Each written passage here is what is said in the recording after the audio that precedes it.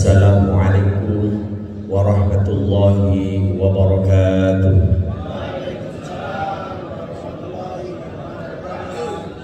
Alhamdulillahi wa kafa wassalatu wassalamu ala al-mustafa wa ala alihi wa sahbihi dawil wafa amma ba'd.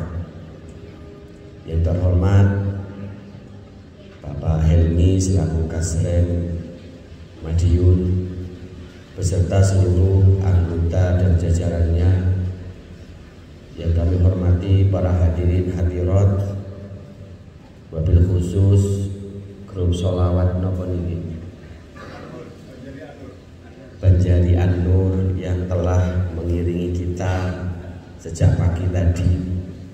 Pertama-tama malah kita senantiasa bersyukur kehadirat Allah Subhanahu wa taala, yang mana pada kesempatan pagi hari ini kita bisa bermuajahah untuk melaksanakan suatu peringatan.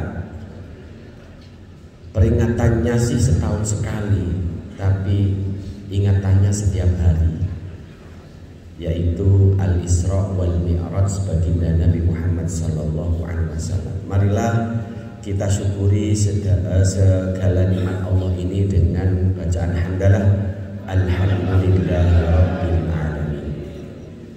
Kedua kalinya sholawatullah wassalamuhu semoga senantiasa tercurah kepada Nabi kita Nabi Muhammad sallallahu alaihi wasallam yang telah membawa risalah kenabian sampai kepada kita. Mudah-mudahan kita semuanya mendapatkan syafaatnya fid dini wa dunya hatta al-akhirah. Allahumma amin. Bapak Ibu hadirin hadirat rahimakumullah, pakai mimbar itu biasanya khutbah, gak ada lucu-lucunya. Tapi karena mimbarnya dibawa ke depan, terus ada grup sholawat, mau gak mau kita bukan khutbah, tapi ceramah. Jadi nanti kalau ketawa boleh, gak batalin apa-apa, karena sampai sendiri kadang ya gak ngapa-ngapain, bukan menjadi rukun dalam sebuah sholat. Nah, Isra Mi'raj itu perjalanan religi. Karena apa? Karena kalau di logika gak masuk akal. Karena perjalanan Isra Mi'raj itu adalah perjalanan seorang nabi yang harus masuk ke dalam hati, yang disebut dengan namanya iman. Maka kalau di logika pada zaman dulu surah masuk belas. Jarak antara Makkah ke Masjidil Aqsa itu 1500 km. Kalau naik pesawat kurang lebih 3 jam. Sini Jakarta itu 1 jam 58 menit berapa detik. Biasa rono, bosok corona gak tahu rono. Itu efeknya. Corona alhamdulillah malah leren naik pesawat. Kalau naik unta itu membutuhkan waktu kurang lebih 40 sampai 60 hari, 2 bulan. Naik mobil ya tinggal ngitung, ini Jakarta 7 jam atau 8 jam kali 3 21 jam. Tapi Rasulullah meninggalkan tempat tidurnya seanget, balik seanget meneh. Berapa menit itu perjalanannya? Ungkapan ini diabadikan dalam surat Al-Isra. Bismillahirrahmanirrahim. Subhanalladzi asra bi'abdihi laylan minal masjidil haram ilal masjidil aqsa المسجد الأقصى الذي باركنا حوله لنريه من آياتنا إنه هو السميع البصير. Maha suci Zat yang telah memperjalankan hambanya di jalan Allah, memperjalankan hambanya di suatu malam dari Masjidil Haram ke Masjidil Aqsa Palestina, yang kami berkahi sekelilingnya untuk menunjukkan kepada kalian akan kebesaran ayat-ayat Allah. Sesungguhnya Allah Maha mendengar lagi Maha mengetahui. dibangunkan Jibril tengah malam, setengah tiganan, dibelah dada Rasulullah, dicuci dengan air zam-zam supaya bersih, diminta untuk berwudu. Dulu belum ada yang namanya sesar, belum ada namanya operasi. Rasulullah sudah dibelah dadanya, tapi kembali utuh. Undangan tapi difasilitasi kendaraan sama pengantar. Ya ini Rasulullah. Kita kalau diundang biasanya lewat WA ya. Mas, nenek manten ki dipoto undangannya jebret. Budal dhewe yo. Aku karo bojoku, awakmu tak dhewe. Tapi Rasulullah enggak. Isra Mi'raj itu undangan Allah, difasilitasi buraq, kendaraan tercepat. Buraq itu digambarkan kuda terbang. Padahal asli dari al-barqu atau buraq itu adalah kilat atau petir. Tahu sendiri kecepatan petir kayak apa? Setengah detik nggak ada itu kilat itu, lap-lap. Satu kali lompatan sudah sampai ke lokasi Rasulullah. Di Masjidil Aqsa Rasulullah menjadi imam dari seluruh nabi dan rasul. Gusti Allah dulu pernah menciptakan 124.000 nabi. Akeh dan nabi ini. Dan 313 rasul, tapi yang harus dihafal 20. Oh ini. Ini seksi perairan.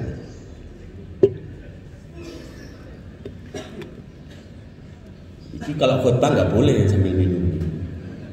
Disuguhi minuman malah batal semua. Nah, sampai mana tadi? Imam, jadi imam. Jadi imam 124.000 nabi dan 313 rasul. Salah satu peristiwanya diabadikan dalam sholawat tadi. Jadi wa asra bihi rabbi minal hijri lailatan milal masjidil aqsa li ru'yati hannani kamal badri fi tajid minal laili qad sara wa jibrilu ma'amika la ma'ahu yasirani. Jadi ini sholawat atau suatu syair yang menceritakan perjalanan Rasulullah Sallallahu Alaihi Wasallam. Ketika selesai menjadi imam, jadi adabnya imam itu selalu dipersilahkan oleh penduduk setempat. Oh monggo, monggo, ngono dimanggakno. Oh gak terus iki nek aku dadi imam. Mana mikir? Ini gak punya adab, gak boleh ditiru. Nah, ketika langit pertama, malaikat Jibril mengetuk pintu langit pertama. Assalamualaikum, waalaikumsalam. Siapa? Saya Jibril.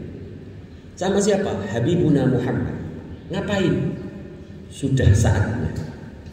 Ya, harus dijawab sudah saatnya, dibuka pintu langit. Di langit pertama ketemu Nabi Adam alaihissalam.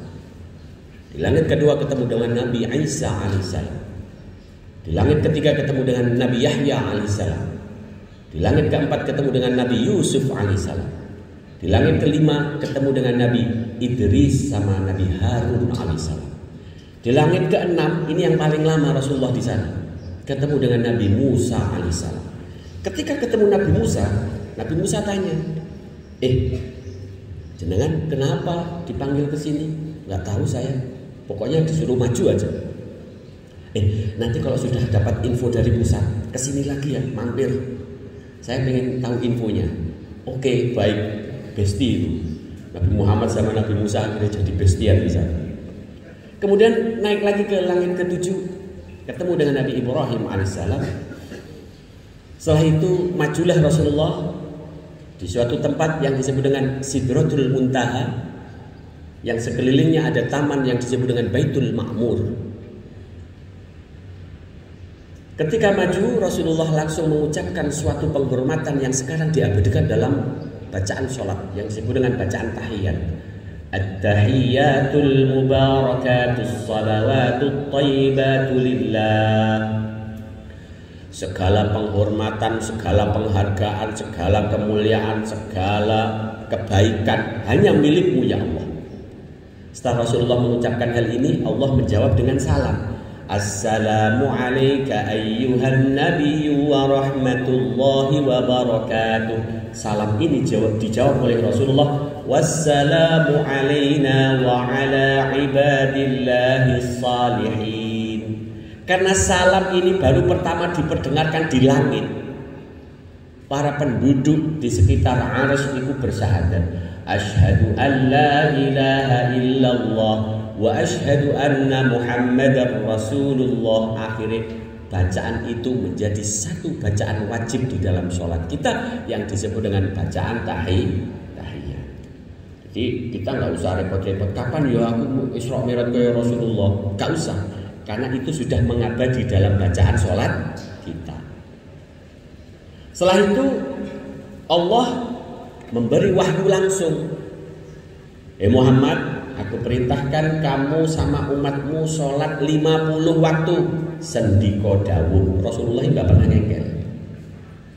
Turun curhat ke Nabi Musa. Ketemu Nabi Musa ditanya, gimana info dari Musa? Infonya saya dan umatku wajib sholat 50 waktu. Itu kebanyakan keles.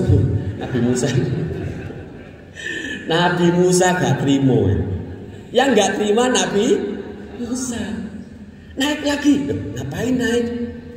Ayo minta diskon mumpung harga promo. Nabi Musa kok ya tahu musim voucher harga promo. Ya Allah. Akhirnya bener, Rasulullah naik ke atas. Ngapain Muhammad kesini? Ditanya sama Allah. Anu apa? Nyun diskon. Lah kok nyun diskon? Siapa sih usul Nabi Musa? Ya wis tak potong 5. Kewajiban 50 jadi 45. Turun lagi ketemu Nabi Musa. Piye. Dipotong 5 waktu. Itu masih kebanyakan, naik lagi. Naik turun naik sampai 7 kali. Sampai terakhir Rasulullah mendapat tugas dan umatnya dengan sholat 5 waktu. Itu pun ketika 5 waktu disampaikan kepada Nabi Musa ya sing ngengkel meneh. 5 waktu sik kaken. Apa meneh wargamu wong medium ya ning korem ya cilik-cilik wae. Ayo munggah. Aku wis wirang, aku wis izin, mboten kula munggah. Ya wis, aku wis munggah neh nyuwun. Jadi ngengkelin Nabi Musa itu sangat bernilai bagi kita. Misalnya gak ngengkel nyuwun diskon niku awake dhewe salat 50 waktu kayak apa? 20 menit setelah kira salat. Setelah ceramah lagi tausiah pembukaan salat. Wesel setiap saat. Lagi dinas ning jalan, bangjo ngene. Prit salat ning jalan. Repot ya. Tapi ini benar-benar kita Nabi Musa sangat berjasa bagi kita. Nah, kenapa Nabi Musa bahwa 5 itu kebanyakan? Karena dirinya sudah pengalaman punya kewajiban sholat sehari cuma 1 kali. Dirinya sama umatnya itu wajibnya sholat isya tok. Enak Nabi Musa mbek umatnya yo sholat isya tok. Iya, tapi umurnya 350 tahun. Betah sampean 350 tahun. 350 tahun sholatnya isya tok. Itu pun Nabi Musa itu kan memiliki kitab Taurat. Itu perintahnya setiap hari Sabtu itu wajib namanya sholat sabat. Kalau di Islam Yaumul Jum'ah, hari Jumat, laki-laki balik wajib Jumatan ya kan. Itu Yaumus Sabat. Nakale para penduduk wargane Nabi Musa setiap hari Sabtu jam 12 kudune salat sabat kuwi padha mancing. Karena hari Sabtu iwake padha medhungul. Nabi Musa langsung ndonga ning Gusti Allah. Ya Allah, apa Musa? Nika umat kula padha gak gelem salat sabat niku. Lah karepmu piye? Mulih-mulih dadekno kethek karo babi ya Allah. Oke, ngono iki. Mulih ning omah dodok omah iku sing buka, bojone padha kaget. Lho sapa sampean? Aku bojomu omah kethek ngono kok. Gara-gara gak gelem salat sabat. Jadi umat Nabi Musa itu hukumannya langsung kontan. Berbeda dengan kita. Ya Allah, mudah-mudahan ini merupakan sebuah keberkahan. Usianya enggak lebih dari 100, tapi amaliyahnya dikalikan berlipat-lipat. Sholat sendiri dinilai 1, tapi memiliki 10 kebaikan. Sholat berjamaah dinilai 27 derajat. Orang yang sholat sendiri pengen nimbangi pahalani sholat wong jamaah, silakan sholat ping 17 salam. Insya Allah pinggule yang meleot. Jadi akumulasi kebaikannya dilipat gandakan melalui media yang disebut dengan sholatul jamaah. Nah, dalam perjalanan pulang, Rasulullah itu disuruh malaikat untuk tengok sebelah kiri. Ketika nengok sebelah kiri, di situ ada seorang wanita tidak berkerudung, mengguntingi lidahnya. Rasul bertanya kepada malaikat Jibril, "Ya Jibril, itu siapa?" "Itu umatmu." "Loh, ngapain itu lidahnya dipotong-potong?" "Ya itu perbuatannya jahat banget kok, makanya lidahnya dipotong." "Apa itu? Akibat dari apa?" "Satu, dia terbiasa ngomong jelek, berkata kotor. 2, dia sering rasan-rasan. Pakai lisan kan rasan-rasan, gak mungkin. Yang ketiga adalah menyakiti hati suaminya." Wahai para suami yang tersakiti, pesan saya, kalau istri kamu suka menyakiti hatimu, ngomong, "Dek, ridoku iki ndadekne surgamu, Dek. Ojo nesu ae." "Lho Mas, aku ini nesui gare sehat lho Mas. Walian saiki." "Ya wis, aku tak loro. Ben supaya awakmu roh rasane kelangan aku." Ngono. Jadi rada gombal-gombal barang. Karena lidah itu tak bertulang. Jadilah umat Islam yang benar. Umat Islam yang benar itu apa? Yaitu al-muslimu man salimal muslimuna min lisanihi wa yadihi. Orang muslim itu adalah orang muslim lainnya selamat dari lisannya dan selamat dari tangannya. Tangannya sih sekarang nggak nonjok, tapi lewat WA menyakiti hati orang lain. Lewat WA kita bisa rasan-rasan orang lain. Nah ini hati-hati.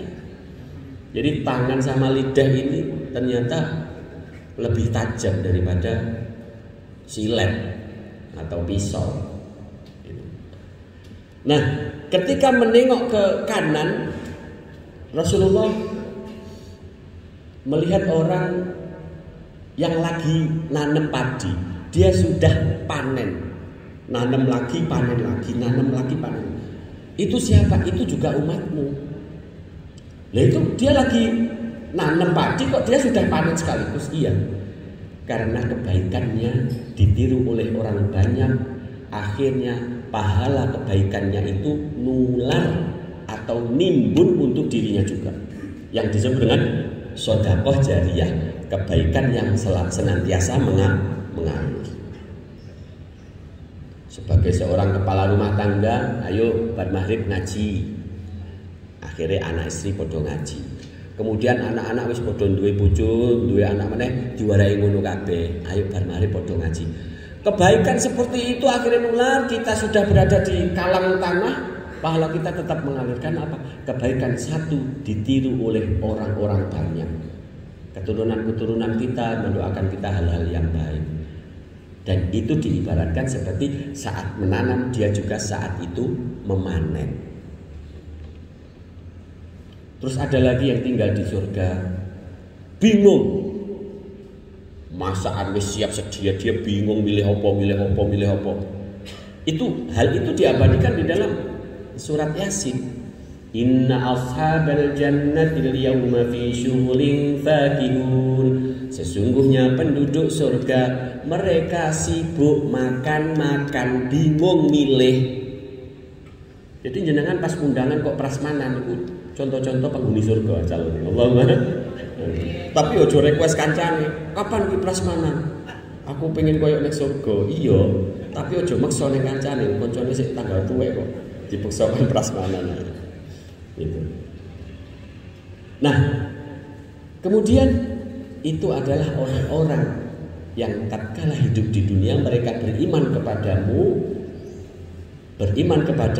menjaga sunnah-sunnahmu dan juga menjaga sholat. Sholat itu suatu hal yang istimewa. Kalau wahyu yang lain itu rata-rata turunnya di bumi. Perintah apapun itu. Perintah berperang di jalan Allah, perintah sedekah, perintah zakat, perintah haji, kabeh itu dititipkan kepada malaikat Jibril, kemudian disampaikan kepada Rasulullah waktu di bumi. Berbeda dengan perintah sholat, Rasulullah dijemput pakai kendaraan super cepat, bawa sowan menuju Allah, menghadapnya, diperintah kamu dan umatmu wajib sholat 50 waktu. Akhirnya dapat diskon 90% menjadi 5 waktu. Itu kalau Nabi Musa usul lagi naik, Rasulullah nggak izin, paling sesuai malah 1 waktu. Malah kita malah repot. 1 waktu itu kayak apa? Lepas tempatnya di mana? Dengan 5 waktu kan kita bisa latihan. Subuh kita bangun pagi, zuhur jam istirahat kerja, ya. Asar jam pulang kerja, maghrib mulai seger-seger lagi menjelang malam, isya mau menjelang tidur. Itu kan kehidupan yang sangat dinamis dan sangat indah ketika kita nikmati itu. Maka kenapa sholat itu menjadi suatu hal yang sangat penting?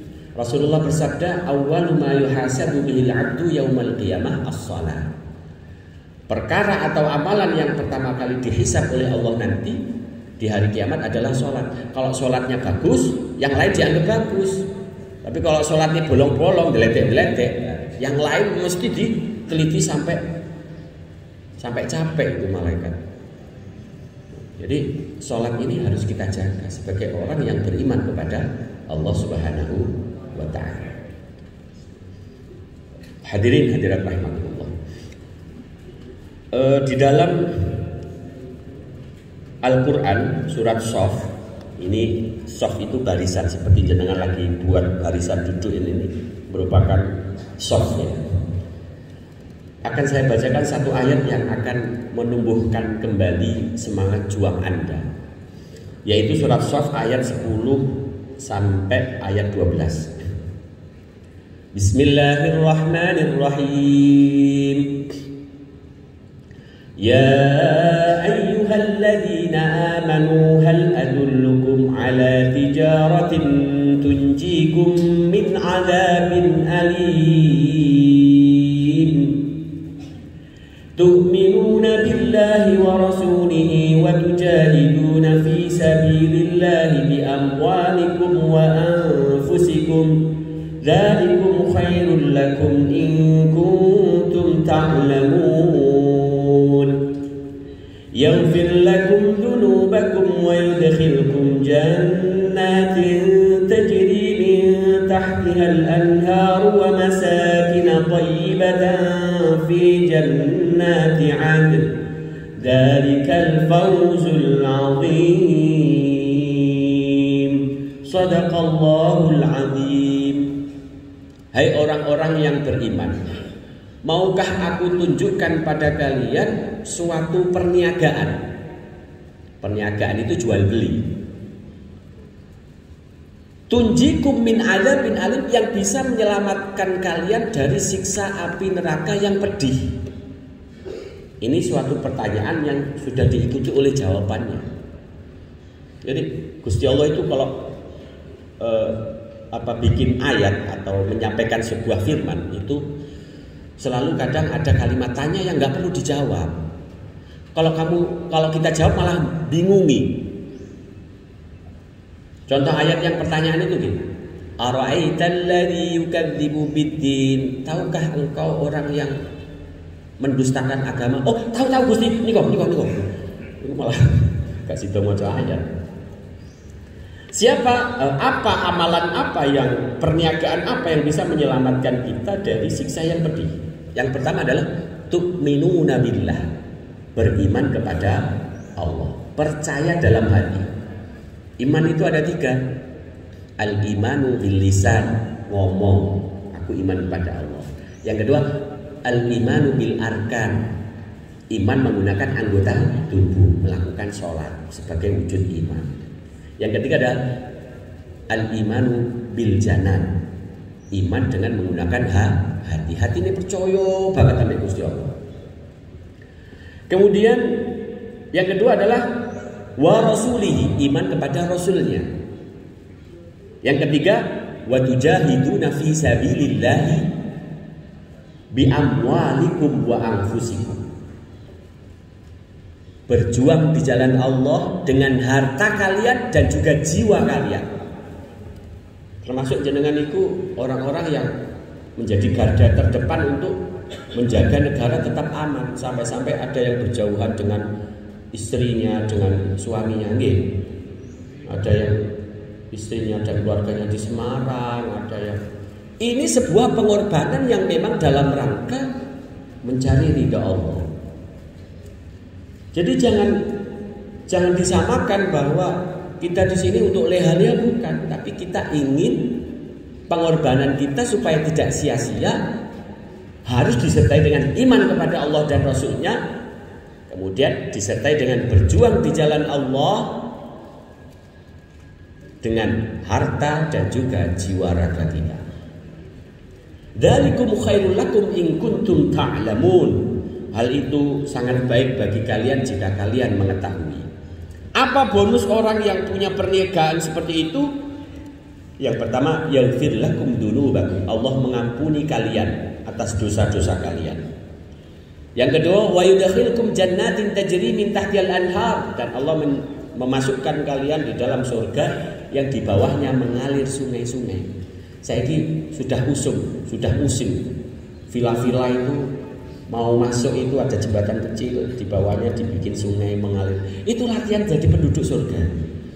Allahumma amin. Jadi pas pro surga, padha karo omahku biyen. Gak apa-apa. Gemericik air itu ternyata yang menyegarkan. Nah, misalkan gak enak akuarium di rumah atau gak punya ikan-ikan di rumah, ya suara HP itu nyetel akuarium. Kemericik itu menenangkan, jemaah. Sangat menenangkan. Jadi ketika orang tenang itu tidak galau dengan permasalahan yang terjadi. Jadi surga itu selalu di bawahnya selalu mengalir sungai-sungai. Jadi kalau di rumah kita atau di villa-villa tempat kita itu ada sungai-sungai yang mengalir seperti itu, latihan yang jero swarga. Wa masakin thayyibatan, dan juga istana-istana yang indah. Jadi rumah-rumah bagus itu juga merupakan latihan ning surga. Rumahnya apik-apik gak enak sih bang, gubuk reon ning surga gak enak. Mentol ambruk terus akhirnya bedah rumah gak enak. Surga itu wis wapi, sudah dipondasi kuat seumur hidup, selama-lamanya diabadikan di sana kan. Blonjo semen, blonjo apa ning surga gak enak. Kita sudah mengabadi, iki omah iki kuat pirang tahun, 20 tahun ambruk oga. Beda bahannya. Jadi ketika kita beramal baik, sebenarnya kita sedang membangun surga. Tapi ketika kita beramal buruk, sebenarnya bangunan surga kita sedang dihancurkan. Jadi bangunan kita akan manut dengan amalan-amalan baik kita. Hatta ya'tiyakal yakin, hingga maut memisahkan kita untuk beribadah kepada Allah. Kemudian fi jannati adn, jadi istana itu berada di surga Adn sebutannya. Dzalikal fawzul azim, itulah keberuntungan yang sangat besar. Ya. The big lucky, atau keuntungan yang sangat besar. Kalau sudah seperti itu, marilah kita berniaga dengan Allah. Bagaimana kita beriman kepadanya, beriman kepada Rasulnya, berjuang di jalan Allah dengan harta dan juga jiwa raga kita. Kesemua hidup ini adalah liyabluwakum ayyukum ahsanu amala. Hidup dan mati itu fungsinya adalah untuk menguji siapa di antara kita yang terbaik amalnya. Jadi nggak perlu terbanyak hartanya bukan, atau tercantik orangnya, atau tertampan rupanya enggak.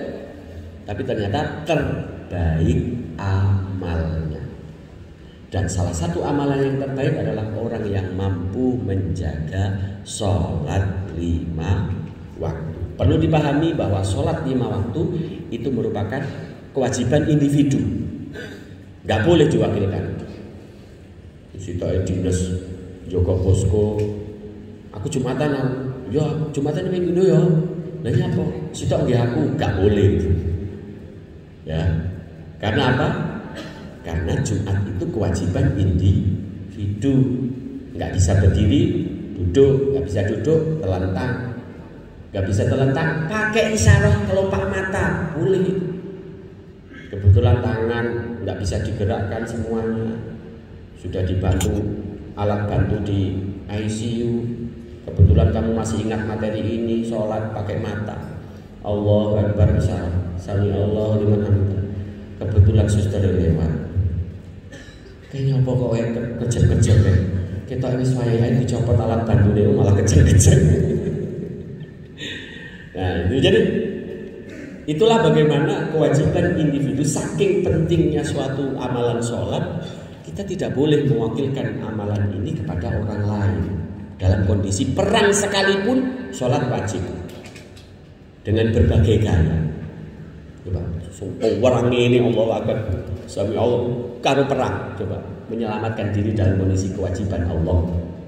Maka kita punya negara yang gemah pahlawan jinawi dengan sholat, ayo sebagai sebuah disiplin terhadap waktu, disiplin terhadap ilmu, disiplin terhadap kewajiban individu. Maka ini juga merupakan keberkahan yang akan kita laksanakan atau kita rasakan pada saat itu. Karena apa? Hadis Nabi menyatakan ihfadillah yahfadkallah, yang artinya jagalah hak-haknya Allah untuk disembah, untuk disyukuri kenikmatannya, maka yahfadkallah, maka Allah akan menjaga hak-hak kita, hak sehat, hak bahagia, hak rezeki, hak semuanya. Hak-hak yang kita miliki itu merupakan efek dari apa yang telah kita lakukan, kewajiban kita sebagai seorang hamba Allah Subhanahu wa ta'ala.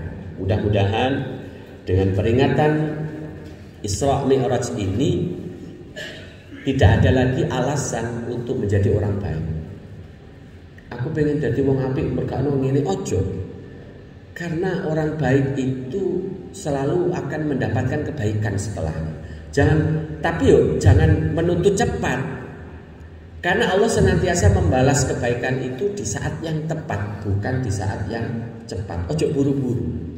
Dinikmati mau proses itu. Karena apa? Hasil tidak akan mengkhianati proses, dan proses juga tidak akan mengkhianati hasil. Nah, dengan seperti itu, maka sholat ini dalam bacaannya dimulai dari Allahu Akbar, yang artinya Allah Maha Besar, maka harus diyakini dalam hati tidak ada yang lebih besar dari Allah. Jadi Allah Maha Besar berarti urusan liyane cilik kabeh. Latihan khusyuknya di situ. Di dalam suratul Fatihah yang mana wajib dibaca setiap rakaatnya itu ada bacaan yang bunyinya iyyaka na'budu wa iyyaka nasta'in. Hanya kepadamu aku menyembah dan hanya kepadamu kami memohon pertolongan. Mudah-mudahan dengan memahami arti dari setiap lafaz dari suratul Fatihah menjadikan kekhusyuan dalam hati, menjadikan kenikmatan dalam hati, dan akhirnya segala rezeki dilimpahkan kepada kita semuanya. Allahumma amin. Al-Fatihah. A'udzu billahi minasyaitonir rajim. Bismillahirrahmanirrahim. Alhamdulillahi rabbil alamin arrahmanir rahim maliki yaumiddin. Iyyaka na'budu wa iyyaka nasta'in. Ihdinas siratal mustaqim. Siratal ladzina an'amta 'alaihim ghairil maghdubi 'alaihim waladdallin. Amin. Allahumma sholli ala sayyidina Muhammad wa ala ali sayyidina Muhammad walhamdulillahi rabbil alamin hamdan syakirin hamdan na'imin hamdan yafi ni'amahu wa yukafi mazidah ya rabbana lakal hamdu kama yanbaghi li jalali wajhika wa 'azimi sultanik. Ya Allah ya Rahman ya Rahim, ampunilah dosa-dosa kami, dosa kedua orang tua kami, dosa bapak ibu kami, dosa saudara-saudari kami, muslimin muslimat yang masih hidup ataupun yang telah mati. Ya Allah ya Rahman ya Rahim, terima kasih kami kepadamu ya Allah, menjadikan kami umat Nabi Muhammad SAW. Di dunia ini kami belum pernah menatap wajahnya, maka nanti di akhirat ya Allah, jangan halangi pertemuan kami dengannya ya Allah, sehingga kami bisa mengucapkan salam di hadapannya. Assalatu wassalamu alaika ya Rasulullah, assalatu wassalamu alaika ya Habiballah. Sehingga Rasulullah menjawab salam kami, sehingga Rasulullah memberi syafaat kepada kami, sehingga Rasulullah mengirim kami bersama-sama masuk ke dalam surga. Ya Allah ya Rahman ya Rahim, berilah keberkahan dalam hidup kami, berilah kesehatan jasmani dan rohani, berilah kami kecukupan rezeki untuk bisa ziarah ke Makkah dan Madinah untuk melaksanakan umrah dan haji. Ya Allah ya Rahman ya Rahim, berilah kami keluarga sakinah mawaddah warahmah, keluarga yang senantiasa taat dan dzurriyyah keturunan yang soleh-solihah yang taat kepadamu ila yaumil qiyamah. Ya Allah ya Rahman ya Rahim, mudah-mudahan peringatan ini tidak hanya sebuah momen peringatan ya Allah. Mudah-mudahan kami semuanya disiplin dalam melaksanakan kewajiban sholat 5 waktu. Ya Allah ya Rahman ya Rahim, hanya kepadamu kami memohon ya Allah ya Rabb, mudahkanlah segala urusan kami, mudahkanlah segala urusan kami, urusan dunia dan ukhrawi.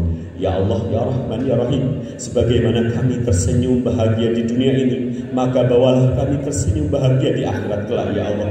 Jangan buat kami menangis di akhirat kelak ya Allah. Jangan kau giring kami ke dalam api neraka-Mu ya Allah. Sungguh kami tidak kuasa berada di dalamnya. Ya Allah ya Rabb, mudahkanlah lisan dan mata kami membaca kitab Al-Quran-Mu ya Allah, sebelum mulut dan mata kami tertutup oleh api neraka.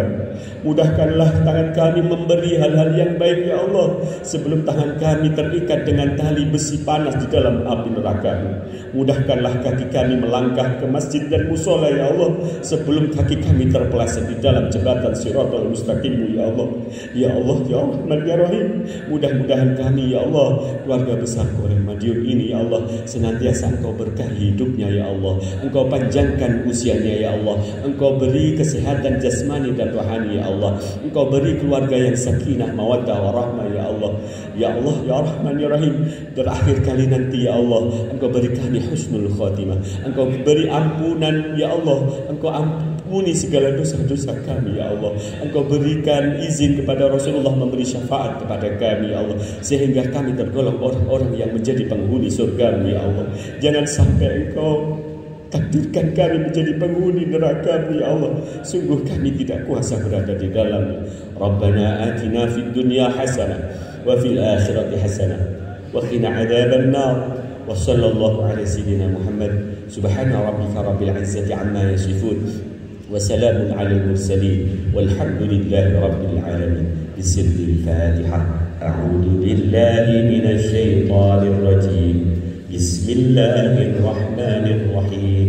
الحمد لله رب العالمين الرحمن الرحيم مالك يوم الدين إياك نعبد وإياك نستعين اهدنا الصراط المستقيم صراط الذين أنعمت عليهم غير المغضوب عليهم ولا الضالين.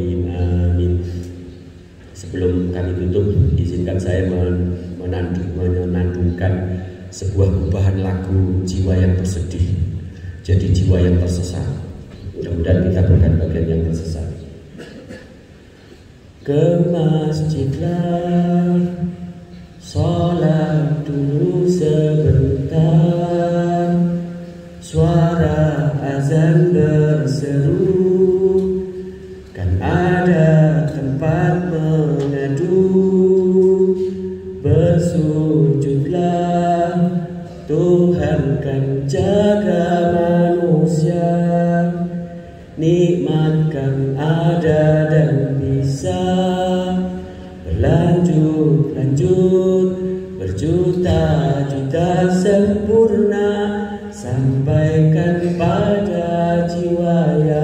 tersesat. Begitu indah dunia yang kau huni, surga adalah tempat untuk kembali.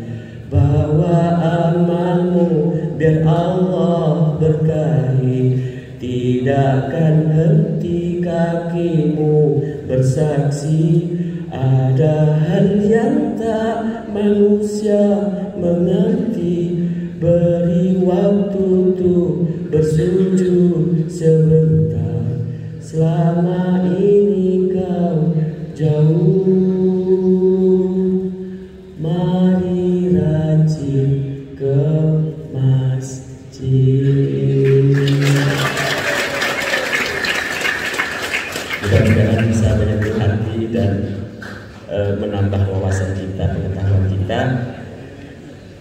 Demikian apa yang dapat saya sampaikan. Apabila ada kesalahan kami mohon maaf, dan terima kasih atas segala perhatian.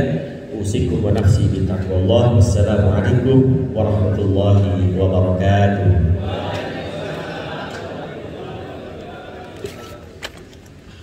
Terima kasih telah disampaikan kepada Bapak Haji Ismail atas tausiah yang telah disampaikan.